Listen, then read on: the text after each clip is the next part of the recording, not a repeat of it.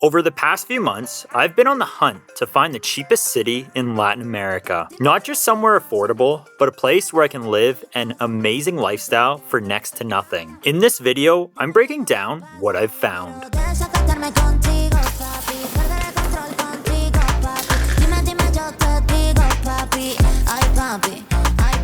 The first place on the list is Santa Marta, Colombia. Santa Marta is one of the cheapest beach cities that you can live in Latin America. You can find a decent Airbnb for roughly $800 Canadian a month, which is about $575 USD. Groceries will cost you roughly $350 Canadian per month or $250 USD. And you can go to a nice restaurant for roughly $30 Canadian. Or $20 USD. The weather here is pretty nice year-round. They do have a rainy and dry season, but there's still lots of sun during the rainy season. It's more of just a wetter season than a season where it rains all the time. I'm definitely planning on going here. I'm thinking around the fall of next year, but I'll see what happens. I definitely think it's a cool spot to check out. Now, I'm about to go get a workout in, but stick around because I got 3 more cities that I'm going to tell you about.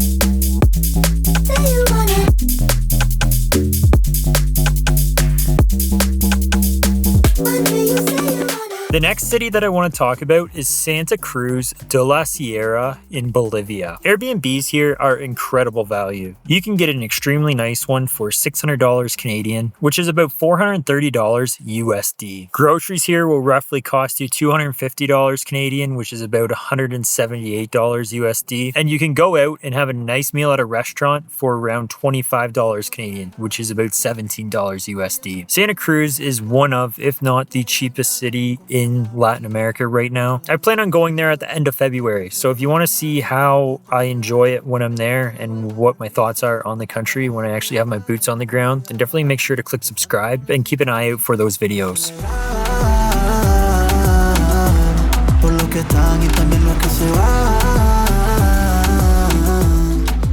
The next city that I want to talk about is actually 3 cities that I've grouped together, and that's Medellín, Cali, and Bogotá, Colombia. The reason is all 3 cities are around the same price. They're all extremely cheap. I was in Bogotá this year and stayed in the nicest Airbnb that I've ever been in. And it was the cheapest one that I've stayed in to date. It was only $1,000 per month Canadian, which is only around $700 USD. You can find livable apartments that are decent in all 3 cities for around $700 Canadian.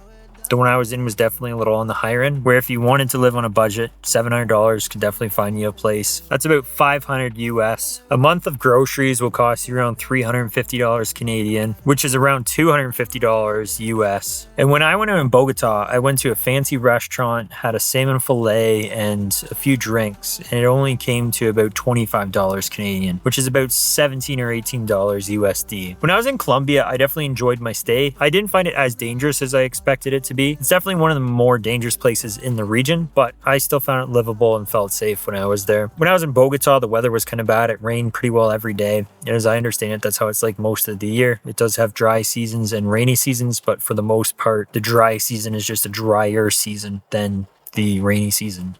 It still rains quite a bit. The weather in Medellín and Cali, however, is a lot nicer. So personally, I'd choose one of those cities over Bogotá, but I still had a great time in Bogotá. The next city is Quito, Ecuador. You can get a nice Airbnb here for about $800 Canadian, which is about $570 US. Your monthly cost for groceries will be around $375 Canadian or $270 US. You can go out to a nice restaurant for about $30 Canadian, which is about $20 USD. Even though you're on the equator, the weather here is going to be a bit cooler. As you're up in the mountains, the city has some old architecture which looks pretty cool, and there are some nearby volcanoes which would be cool to check out as well. If you think I missed any cities, make sure to let me know down in the comment which ones those are. I'd definitely be interested in hearing about it. If you're wanting to know which starter cities I'd recommend for people just getting into Latin America, then check out this video here and don't forget to click subscribe.